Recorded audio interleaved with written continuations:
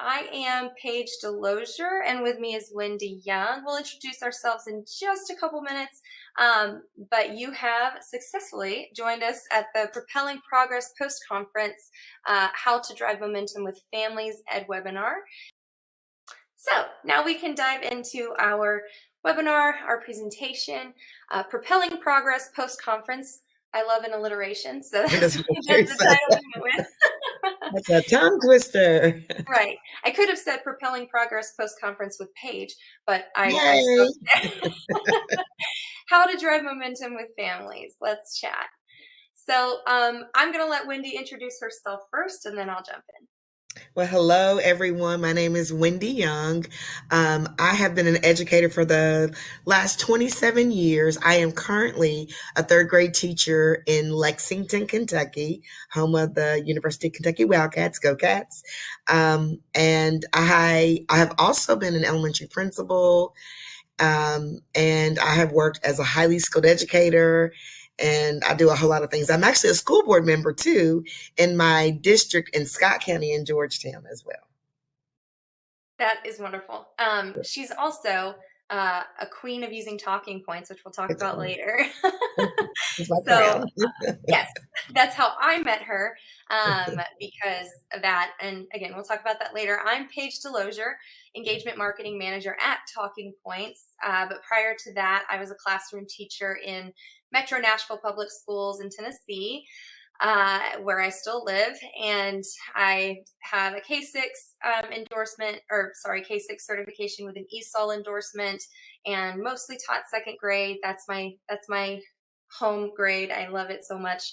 And now I get to work with teachers talking about family engagement and meeting people like Wendy every day. So I'm excited to be here and talk to you today about post-conference engagement.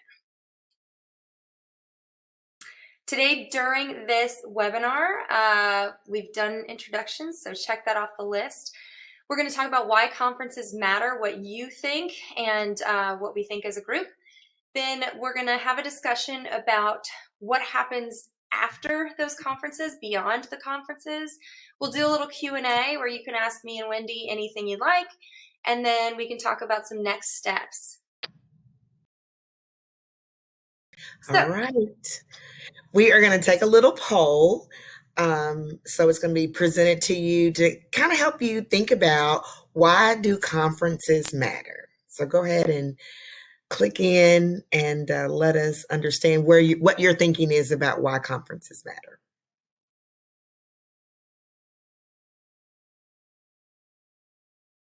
And we thank you for the 70 people that are already here. Yes. Yeah, if you click other, we'd love to hear in the chat definitely what you think. There are no right or wrong answers here either. Exactly. No pressure. You want to just say like, do, do, do, do. No. Yeah. I need some background music, Paige. Right. We don't do well in silence, do we? No, not at all. Oh, I see Laura saying all of the above. Mm-hmm. Oh, okay. With a cheeky smile. Yes, with a cheeky smile. No one is saying behavior updates. That's fascinating. Yeah. A lot of academic and getting to know families. Mm-hmm. Hope says I wanted to put academic and behavior. Mm-hmm. Interesting. I want to make sure you guys are seeing the numbers, right? Yeah, some split between academic and getting to know families. Interesting. Mm-hmm. All four. I'm seeing some people say everything. Okay. Well, let's move to the next thing. So we're just going to leave that at what we think. That's what everybody thinks. There's no right or wrong answer. But I'm going to let you know a little fact, some data around family engagement.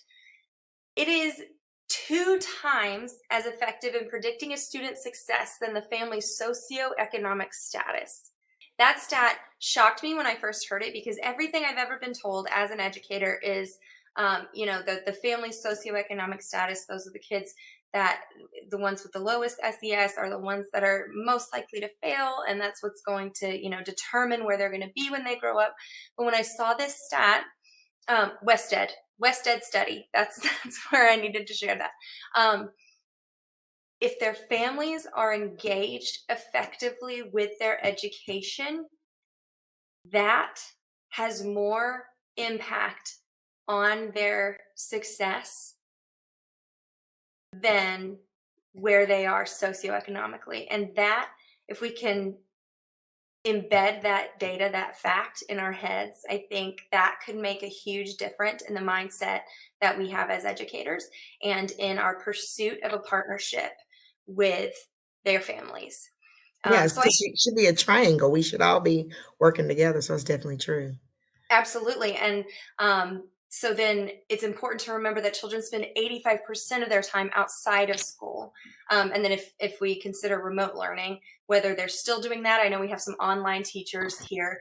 And then we just think about remote learning when it was happening for everyone. That's 100% of their time.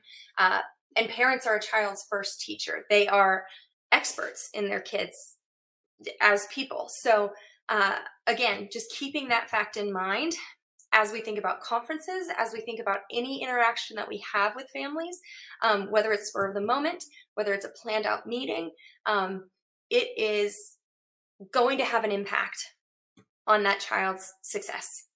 So this, I think, should set the tone of how we think about conferences and beyond. And like I said, let's think about shifting our mindset about what a family conference is. I know that when I was in the classroom, and Wendy, I would love for you to chime in at any point.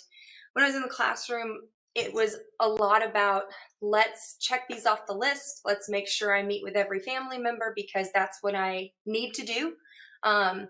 And it just needs to be a quick check-in on how things are going in general. Some kids I'll talk about behavior.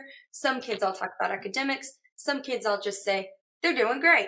And as long as I check off as many kids as I can, we'll get our funding and everything will be great.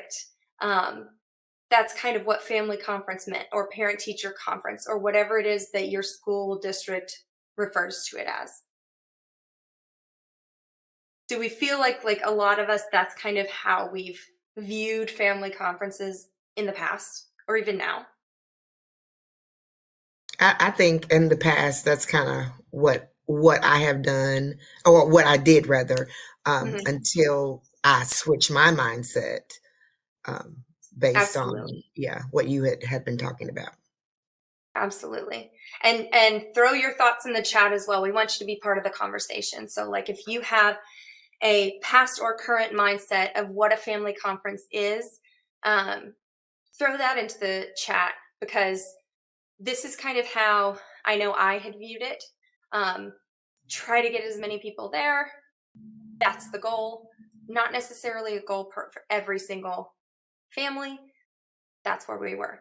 The mindset shift that we would like to, I see Regina saying, I honestly dread them as a parent and as a teacher. Trying to change that. Love the honesty. Love that you recognize that it is something that we need to shift. But it's hard. These are hard things. These are hard conversations that we're having to have. I see we're talking more about social emotional learning now. That's good. It's about communication. Love it. So the shift that we want to talk about making is from just a quick check-in to talk about whatever to a family conference can now be a springboard to an ongoing partnership between the teacher and the family that will last throughout the year, day by day, to meet the goals they set together for the student. I know that's a lot longer than just a check-in. It's a bigger definition, but if we break it down, it's not that big. So a family conference can be a springboard, as in that just this one moment in time where we are creating a building block. That conference is a building block for that partnership between the family and the parent, and maybe even the student. If you do student-led conferences, student-involved conferences, it could be that triangle where we're setting goals together, and then further on, which we're about to talk about, communicating day by day, maybe a few days, maybe once a week, whatever that goal is that you set together, all focused around that student's success. Mm-hmm. Wendy, do you want to add anything to that? Yeah, I mean, that's definitely the mind shift. I see that, Regina said she honestly dreaded them. I know, especially as a new teacher, it was scary because you had no idea. One, you don't learn how to conduct a parent conference as a teacher in school. I don't ever remember having a class to do that. You just kind of do it the way your school requires you to do it or your team does it. So it's a little scary. And, when you're younger, it's a little intimidating to come and talk to someone, especially when you have to have a conversation that is very serious about either behavior or academic. You don't want to hurt people's feelings. Or if you are working in a school where the culture is, a little bit difficult, parent conferences can be very, very scary. But if we shift our mind to, we're just not going to talk to these families, once or twice a year, it's an ongoing communication. It definitely will change the way you think about family conferences. Absolutely. I love that. Yeah, there's so many things that can feed into that fear of family conferences, the dread, or even just like the not having any sort of idea of how to go about them. Because I definitely didn't have any training on how to do it. Mm-hmm. It was just meet with them. Like, Yeah, right. well, what if they hate me? What if they don't trust me? What if, there's so many things that could go into it. Mm-hmm.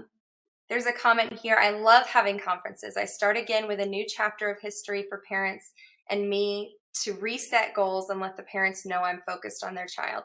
I That's good. love to hear That's that. great, Joan. Yeah. That's exactly the mindset that we should have. That's fantastic. And Lorraine said there's a lot of what ifs. Mm-hmm, Yeah, you don't mm-hmm. know.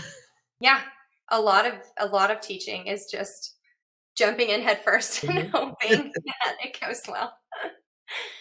So before we get into after the conference, I'm going to share just a little bit based on some research that we've done in-house at Talking Points that shows how we view kind of a collaborative conference to be. So this is based on our 2022 impact study by Dr. Rena Park. She was director of research at Talking Points at the time. And as some of you may or may not know, Talking Points is a nonprofit organization. So due to that, we're able to have in-house research done around family engagement, around the languages that we provide. And that's really exciting because we're able to provide you with actionable strategies. So what we did here was we looked at kind of a guide for the sorts of things that the teacher can focus on, the family can focus on, and then you can both do together during the conference. And the impact study that Dr. Park did was it asked questions of the teachers and the families like, teachers, what things do you want to hear about from families? And vice versa, families, what do you want to hear more about from teachers? And it's not always what we think from each other. Teachers, we may always think, okay, they just want to hear the academics. They just want to hear exactly what's going on in class. Families may think they just want to know if they're doing their homework, that sort of thing. But if we really stop and listen to each other, then we get that impact study data. We can focus our conferences around what each party wants to hear and wants to know and needs to know in order to do their full part in that partnership collaboratively to plan for those next steps that we're going to talk about. So this is just a brief overview of the guide, and then after the webinar, we're going to send you a printable copy of the guide that you can have with you at conferences, and as well as worksheets that you can print for each of your students that can be filled out by the family ahead of the conference, by you during the conference. I think it'd be super duper helpful. So first off, teachers, you can share academic progress, behavior reports, and missing homework and classwork. That is what families want to hear based on the study that we did.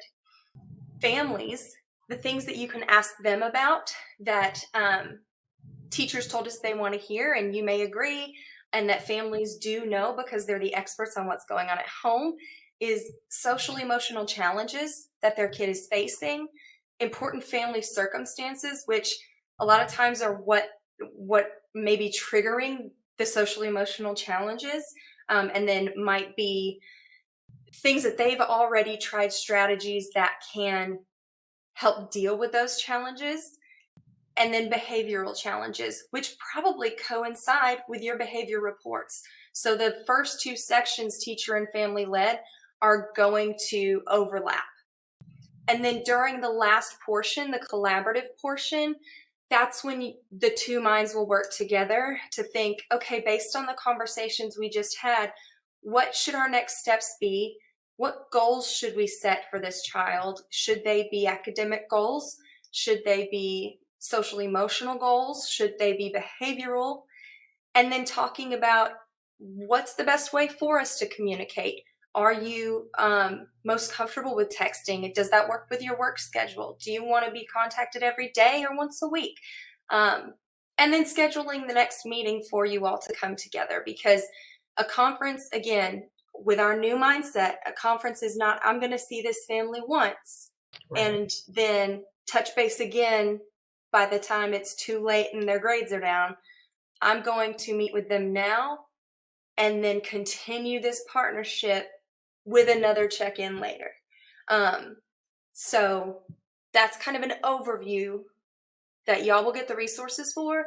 And then we're going to talk about what post-conference should look like. And again, Q&A can go in the question box, and we're going to do Q&A at the end. We can always come back to these portions of it. And Wendy, if you want to add to this at all, you can before we move to your next part. Well, I mean, I'm agreeing with Laura. Laura's like, I love this. You know, as I said, as a teacher, there was no training. So I really do definitely like this. As a teacher, I've done various ways to conference with my families. I always start out with their needs, their wants, their questions. So it kind of helps guide where I'm going to take the conference. You know, I'll do the academic, the behavior, whatever, but there may be a burning question that a parent has or a comment that I have no idea about, which lately it hasn't been because I know what's going on. But if you don't know, and, you know, if a parent's too shy to respond or whatever, then at least you have given them the opportunity to express, this is a concern I have for my child, or a comment that I have about the class. And then, you know, that's from the top, you know, you're addressing their concerns, and it kind of settles them as well too, when they get to, you know, maybe ask a question or share something that they need to know about their child.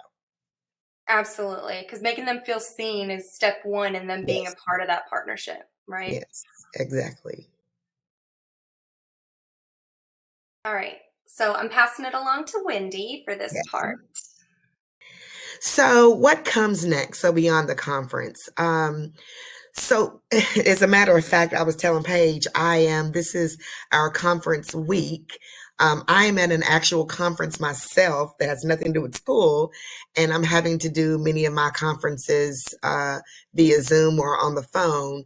But I always do a pre, and so I'm always communicating with my families all the time.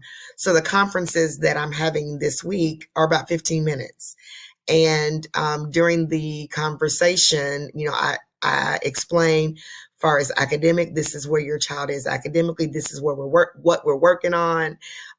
These are the concerns that I have. So I, you know, talk about the strengths and then the areas of growth that I want to talk about. So that's what comes next. So we kind of, parents, we create a plan of this is what we're going to do to support, little Wendy, far as the next few weeks. And then I will communicate with the parents throughout. So it's a constant communication, not something that is just a one and done, because in order to see change and make change, it's kind of like going to the doctor or getting an oil change. You have to constantly check in on the families to see if, again, if they have any questions, or, if there's a reading strategy that you want them to work on, or, maybe they need to practice their multiples or whatever. You're just continuing the conversation, just to make sure that the families are with you. And that, if they need any resources, you can send that home, or send videos, or send them, links to, anything that you're working on as a teacher. So let's look at these 4 of your.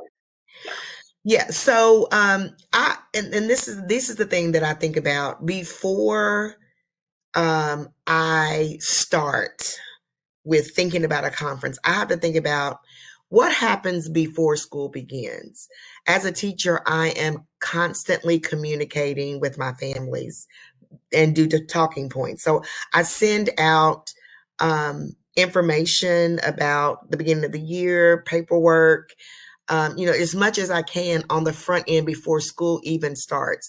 In a past school, we did home visits to, communicate with our families, not to send paperwork, but just to, gain a relationship with the families. Because before you have a serious conversation or have to discuss behavior, or if something major happens, you want to make sure that you have a relationship with those families, because it makes the conversation go much easier, much smooth, very, very smoothly. So I would send messages, again, through talking points.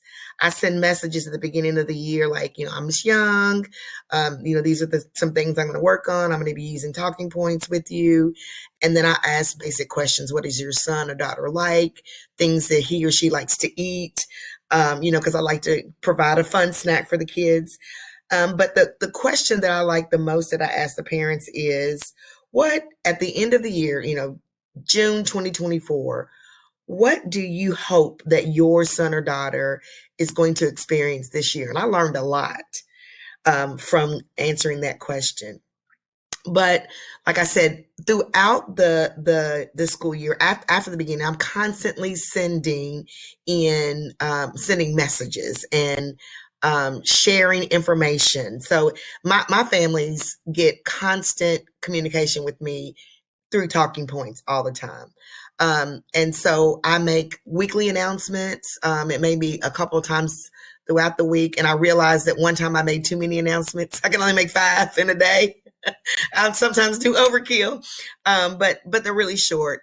But I also communicate with families as much as possible. One thing I do love about Talking Points is I can share videos. I can share pictures. I can share every newsletter that I send home.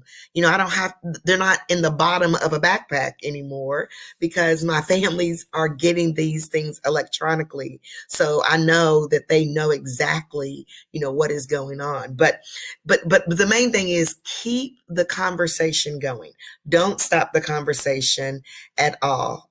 Listen to families, see what they want, see what they, what they need. But, the most important thing is when you get a grandmother or a father or, a mother, responding to you like, my child has grown so much. Or I had a grandmother say, my child has never read to me until this school year. Thank you for sending those books home. Or, thank you. And it just warms my heart when families are like, thank you for communicating with us. Thank you for caring so much about our family and our son or our daughter. But, just keeping the conversation open beyond the conferences. And then I think with constant communication, conferences are really easy. I really, really don't like, and as a mom, I don't like it when I find out something about my son the day of a conference. Like, you've known this for weeks and you've never told me. So that's why communication is so important. So when you have those conferences, it's just a check-in. It's not like brand new information that you are communicating with your families. Absolutely. That actually reminds me, I'm constantly finding things in the real world that can totally be applied to parents and to students. And that reminds me of this management training that I took, and that where I was told, as a manager, you should never be telling someone you manage something they can grow on or something they've done Mhm. wrong for the first time in a formal Yes. evaluation.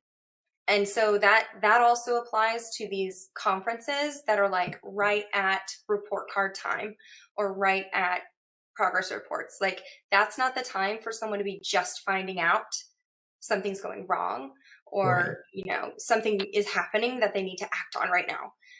Because that's why these partnerships are so important, uh, because you're the messenger in a lot of these situations, and for you to hold on to that information until they have no option but to Right. just deal with it is terrifying as a parent, I'm sure. And then the student needs that parent and needs you to guide them throughout in order to pick up the slack. Um, Exactly. yeah. We can answer a few questions now and then do some more at the end during the Q&A. Okay. I do see Patty said, I also like to use elements of growth mindset in making conversations/conferences easier to have and to embrace. Weaknesses and failures are really opportunities for growth. Yes. I did hear you, Wendy, use the terms strengths and maybe Yeah. opportunities for growth. Yes. Yes. Uh-huh. I do. Yeah. I love that. Like, your choice of words is so important, Yes. speaking Yeah, with because families and you never students. want, because again, and anytime I approach my students, I always think they're just like me. I'm a mom, and I want to hear everything positive about my son. I mean, if it's real, if it's negative, I don't want to hear it. But if I have to hear something about my son that is not such good news, I don't want it to like stab me in the heart as a mom. And so I always try to frame everything that same way, because these are families, they're working, they're giving us their best, they're doing their best that they can do. And you want to always keep the communication as positive, and really focus on those strengths, because when you focus on your strengths, a lot of times the areas that need growing may not even make a difference, or it's easier to if someone is telling me you're doing great in this, I'm thinking really good about myself, I'm thinking very positive about myself. And you limit the areas that they need to focus on, because you don't want to overwhelm families as well. Mm-hmm. Mm-hmm. Um, I see Lorraine said, I sandwich good, negative, good in my conferences. I know another Mhm. word for that, but I'm not going to say it out loud. I think we all know that what kind of sandwich that is. I love it. Um, that's a great way to do it, because we don't just want to send them off with just negative thoughts about their Exactly. children. And that's one of the things we try to encourage at Talking Points a lot, is because it is a messaging system. We encourage so many positive messages, especially at the very beginning of the year, Yes. especially if you get a student that you've heard from all their prior teachers, oh, they're going to be rough, or they're going to be absent all the time, or they're not going to do their work, to immediately send a positive message. I'm so excited. Paige is in my class. I can't Right. wait. That family may have never gotten a positive note from home. That Yeah. family may have never gotten a nice thing said about Paige. And just that very first excited thing is like the first little building block of trust that is so fractured and needs to be rebuilt, that you might have to be the one to do it. Um, Exactly. so yeah, the positivity is huge. And then I see Joan is saying priorities for discussing with families. I assume eye contact, Yes. newsletters, happy tidbits noticed about the child, only paper note the faults, discussion when rapport is developed. Totally agree. with all of those. Like the Patty, she's got the 2 glows and then a grow. I like that. That's Yes. the language. That's choosing our words in an asset-based mindset is a really, really good choice. And then there's some questions in the Q&A box we can go to. A real struggle I have is that we have no days off or half days for conferences. Meeting with parents again then is rough. Any other recommended ways we can share info with each other? So, again, talking points is the way to do it. Like I said, I am, I constantly communicate in talking points. So, phone calls is another way. I mean, if you can't physically, be there, like I said, I am in Georgia. I am 6 hours away from my school, and I've already met with 7 families over the last 2 days. But it is after school as well. But if you are constantly sending newsletters and you're sending messages on talking points, either announcements and then individual messages, when it's time for the actual conference meeting, it's very, very minimum. And you can go through these. I mean, I normally, a couple of years ago, I had 44 students because I had 4th and 5th grade because I did the Spanish immersion program. So I had to meet with 40 parents within a week's time. And it was so quick.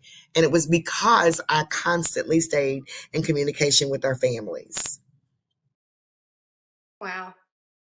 And like you and I were talking before we went live about how there are so many more ways to be in touch with families now with the access to Zoom or video calling in general, that families, a lot more of them know how to do that now, and are willing to do that. With talking points, because the reason we've chosen text messaging is because it is far more accessible to more families. Wi-Fi is not Wi-Fi, internet, just reliable internet and Wi-Fi are not always accessible to our lowest income, under-resourced families and communities. Right. So almost every family that you're going to have is going to have a cell phone of some type, flip phone, smartphone, any type. And with the platform that we have with Talking Points, you can send a text message, a translated text message or in English to all of them. So even if your conference has to be a text conversation because there's no other way to talk to them, so be it. Obviously, that's not the ideal face-to-face, let's sit down and chat. But I think most of us would agree that any kind of communication that we can have with a family about their child's success is going to be better than nothing. Right. And if we assume positive intentions, because every parent wants their child to succeed, and we take into account all of the barriers that could possibly be in the way of them being at school when you're available, then we can all make those efforts to connect however we can. And then I'm not sure how it is with you, Regina, but I know my school district does not give us days off for conferences. Every conference that I have to do is either during my planning or before or after school. So and I know there are some districts that do allow for a day off or whatever, and they do parent conferences those days, which I think is amazing. But my district does not do that. So that's, I get it done then after school or, during my planning. It would be nice. Yes, it would be. It would be very nice. Yeah, it would be very nice. I think the most we ever had was a half day, and squeezing them in is difficult. We have another question. Also, what do we do when parents don't respond? I never get all of them to conferences, and many never communicate with me. Yes. So I've had those years back in the day. But again, because of talking points, I have to say for the last 3 years, I have had 100% participation in conference. Between I've had as low as 14 students all the way to like 25. And I will attest to the communication that I have based on talking points. My families are so in tune and they are very well aware of what's going on that it's kind of like I've created a culture where Mhm. it is expected that you need to be at a conference or you need to pick up a phone or you need to Zoom with me. So I do it in various ways, either a phone call, face to face, or Zoom. I will offer those opportunities. So it's kind of like you can't say no. You really can't. I mean, I've had parents zooming in their cars, zooming in their bedrooms, zooming in the kitchen as they're cooking. So it's kind of like hard to say you can't do it. And I was telling Paige, I'm at the conference right now, and there were two girls that I was not able to communicate with their families to get a meeting set up. And I called my sub yesterday and I asked the girls to get on the phone and I said, can you please tell your mom, your dad that I need to have it set up a conference with you. I'm not sure what's going on with talking points, but I know that those families are getting the messages because they've gotten messages for family nights and have attended. And so that same day, one of the girls came in with her mom and my teammate was at school that day. And we set up a conference and I had to use a translator. So we've got a language line to do that. And it was done because again, it's what you expect will definitely happen. And then I've told my families, I use this too when I can't communicate, when I can't get them to do this. I'll say, I'm the queen of talking points, and I have had, you know, 2 years in a row that I've had, perfect attendance, and everybody comes for their fall conference and the spring conference. So twice a year, I've never, don't let me down. I got to keep that crown. And so that's something that, whatever you have to do, singing, bringing candy, whatever, you have to do to get those kids to, send your paperwork home and get conferences taken care of. Another way too, that I have, that's really helped with communication because of talking points is I don't send a paper copy to sign up. I send a Google link. And so they sign up that way. And it's kind of like, and then I will, quote unquote, send several messages. Hey, I haven't seen your message on talking points. I haven't seen your message, to respond back for your conference. And, I basically communicate constantly until they sign up. So it works. You just got to stay on it. Mhm.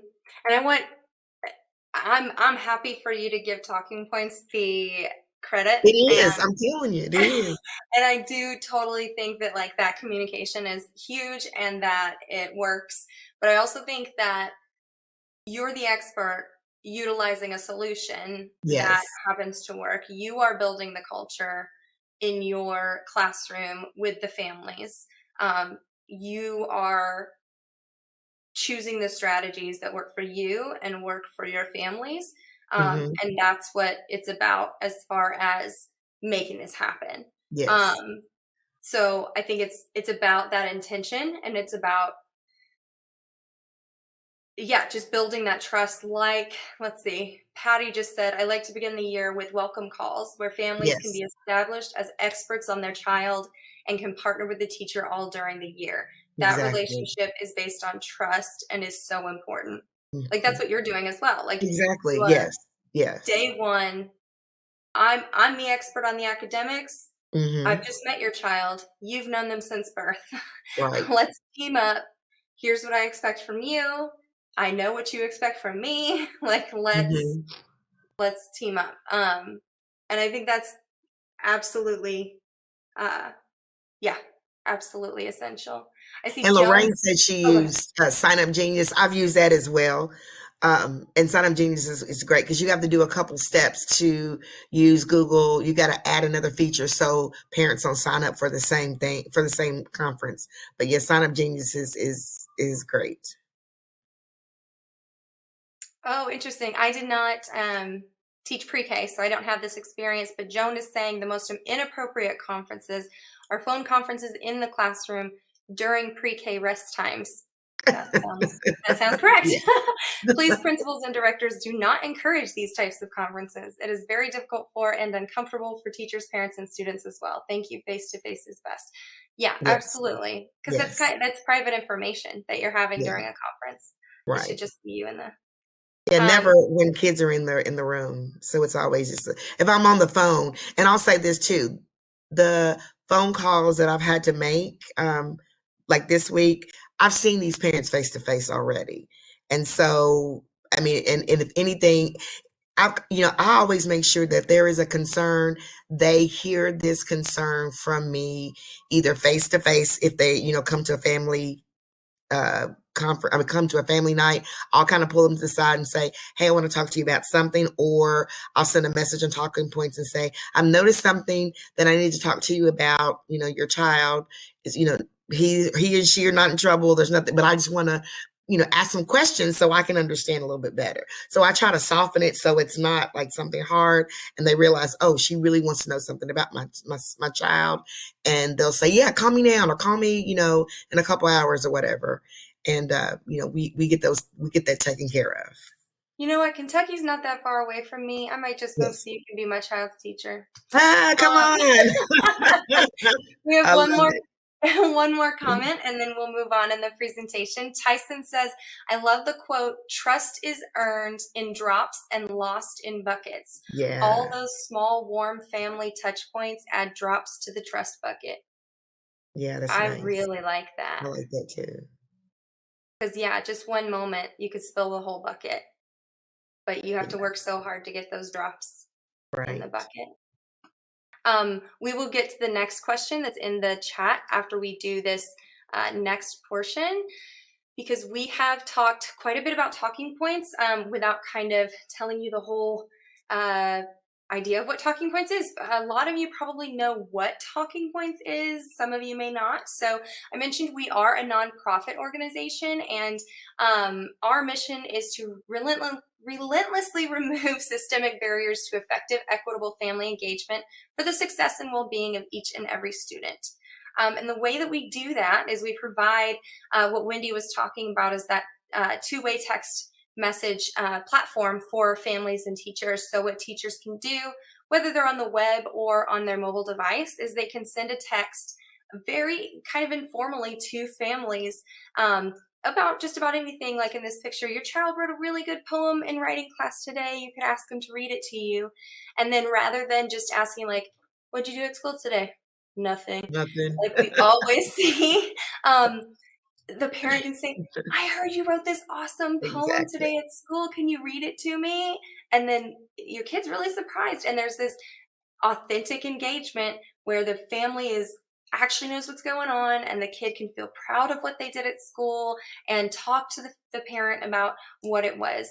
Because like Wendy said, it's a triangle. It's a full partnership of all three parties in a way that all families can participate because they all have cell phones, and it's not scary or intimidating because it is text messaging, which is fairly informal. And one of our proudest features is that we currently support 150 languages for translation, and you see a few of them here that might be represented in your school or district community. This is just a few, because obviously 150 is a lot. We're constantly doing research to add more languages to this list, and yeah, it's an enhanced translation framework that we have some videos about that kind of explain how it works. But basically, long story short, it's going to be a far more accurate translation than if you're having to very quickly jump online and type something in for direct translation because you're kind of at a loss for resources. It's built specifically for educators to send messages to families and vice versa. So it understands what an IEP is. It understands what a substitute teacher is. It knows how to translate those words for you and knows these things in context. So you don't, like, as a teacher, like I sent the message, I'm going to be out this week. I'm going to have a sub. And so it's not like I'm going to eat a sandwich. Yeah. So I know it's someone that's going to take my place. Exactly. So this is just another example of how it works. You could send your message, thank you for returning Amir's permission slip today. And then pretty instantly that family receives that message in Arabic, and then they respond in their preferred language the same way, and you receive it in English. So that conversation doesn't have to be disrupted, doesn't have to be slowed down by you having to seek out the translator, them having to seek out their translator. It's just a seamless conversation. And you can also send announcements to your whole class, and every single family receives it in their home language. This is the breakdown of our translation solution. So you've got machine translation as well as human translators, and like we said, the educational context, educational glossaries that will make it just so much more contextually relevant for the things that you are sending specifically to your families. And there are specific features for your families if they do download the family app, which is totally free, so that they can see definitions of educational terms. If they're not familiar with the U.S. educational system, they can use speech to text, text to speech.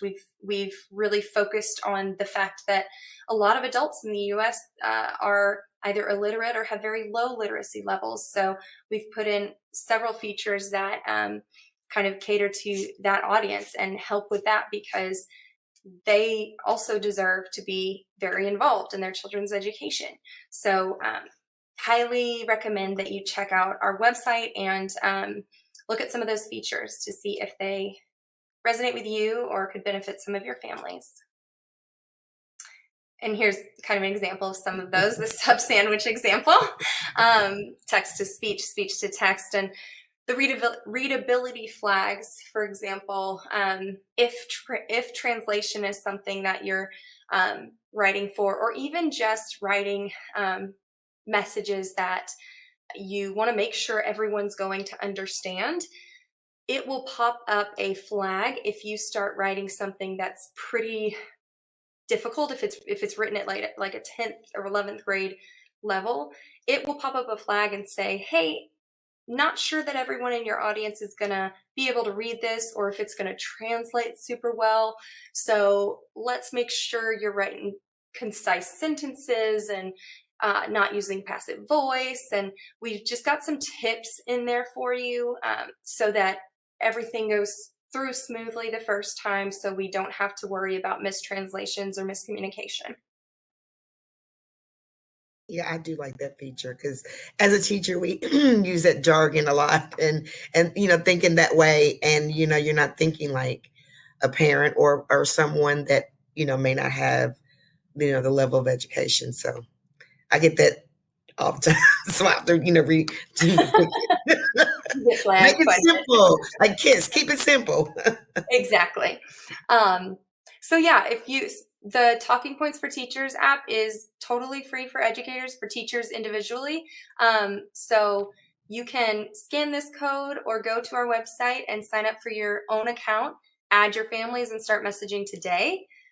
We do have some more questions in the chat and in the question box that we can answer until our time is up. We are happy to do so. I see Dr. Dexon Lynn says, what do you think that Oregon Public Schools said students don't need to prove mastery of reading, writing, or math to graduate? I did not know they said that. Yeah, I didn't either. So are you asking why we think they said that? I feel like in order to comment on that, I would need to read more about that. Right, yeah. I would love to comment on it, but I would really want to read more about that statement before commenting on it. But I will definitely look into that. If you have any more questions about post-conference or even conference questions for Wendy or myself, or questions about talking points, please put them in the Q&A chat. I see a few about talking points. how to, let's see, how do I get families to sign up for Talking Points?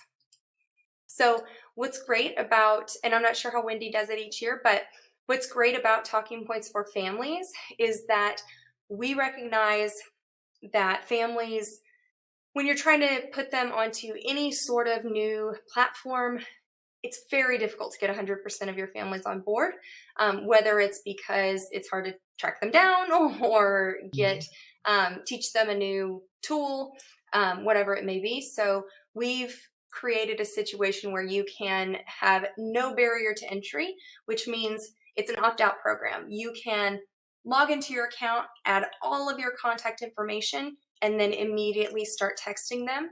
They will receive their message as a text message, and it'll say, "This is Miss Young from your student's class using Talking Points," and you can save this number, or you can download the app. And from there, they can decide to opt out, or they can decide to keep using text message, or they can download the app. I will say very few parents opt out because they love how easy it is to just have their phone on them to talk to their students' teachers. Yeah, and as a teacher, it's really simple. I mean, it takes time to put the information in, and and the first time I did it, I had no idea. I did it on my cell phone, and that was a little bit more time consuming before I knew there was a computer app, and you all give a template. So basically, I learned easily. We use at my district. We have Infinite Campus where it has all their information in. So I take the Infinite Campus database.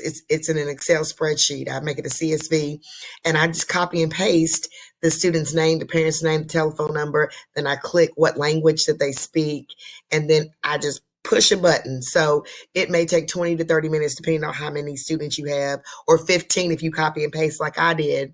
And that's the hardest part.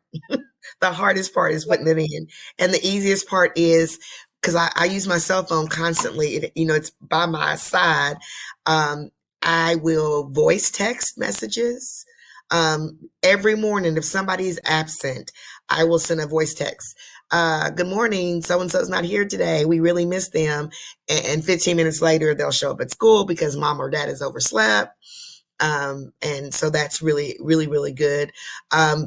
I think someone asked, can you send pictures? Yes, I send pictures every week. With kids working together, I'll either send them individually to a parent, or like we did the STEM bus. I send a video. I send videos, and videos are really, really short, like 3 seconds, if you're going to send those. But if I speak on the video, it translates what I say in the language. So I love that part because they know exactly what to do. So I've sent like a couple of video snippets of work or ways to do things at home. And that's the feature that I like the most, is sending pictures, videos, PDF forms, any form that you need parents to be aware of. It's there. So they can't say, oh, I lost it, it's in my backpack, or I can't find it. Automatically they send that. Sometimes other teachers or the office will send me forms. Sometimes I'll just snapshot a picture of it and say, this is coming home today. Or I'll, upload it, some way and say, this is coming home today, if it's a paper copy. So very, very easy to use. Yeah, and I see the question about the character count. We have provided a 600 character limit for messaging and announcements because we actually increased it because we want you to be able to send decently long announcements to your families, but we also recommend them not being beyond that because it's not an email system. It shouldn't be kind of formal long messages. This is kind of a day-to-day platform, sending those messages that we talked about throughout this presentation. And when we talk about sending text messages, we have to think about the carriers that are receiving them, the people who are using smartphones, who are using flip phones. When you send something beyond 600 character limit, it's going to break up. it's going to, they're going to have problems. So when we created that limit, we made it as long as was reasonable for you to get across your message. We even increased it a little beyond that, but we had to take into consideration what the families were going to experience and what was going to translate well, what was going to pop up on the family side. And then something more formal, something longer, email is more appropriate for that. So really thinking intentionally about like, what kind of message do I need to send to families right now? Is it more appropriate for an email? Is it more formal, a more serious message? Or is this like a daily, hey, how's your family doing? Or I need to talk to you guys after school, period. Like those shorter messages, or like a picture of like, Charlie's doing a great job today. Check out this block tower he built. Those are the talking points messages. So yes. Yes, Heather said also some families don't have emails, so these short messages are great. Yes, we did mention earlier that those under-resourced low-income families that we do try to consider in everything that we create often don't have reliable internet, don't have email that they can check. So we try to focus all of our features and all of the things that we add, including the choice to do text messaging, around the fact that text message is more accessible. So yeah, and I think so. Like, I mean, as a mom, I don't like to read something that takes forever to read. I need a couple lines. Just as a person, I don't like to read a lot. I mean, I personally like to read a lot, but like if somebody's sending me a message, I just need it quick, something very quick and simple. And I think the 600 characters is really great. And I also don't really use a lot of email for my families because families don't look at email, but they have their cell phone in their pockets each and every day. So if it's a longer message or a longer something, then I make it a PDF and then they can keep it, that way as well. And then don't have to worry about using email. It is true. And I have been Paige DeLozier of Talking Points, and this is Wendy Young. Wendy Young, Public Schools. And Talking Points, yes. Yes. And we have loved being with you. Thank you for joining us. Yes, thank you so much.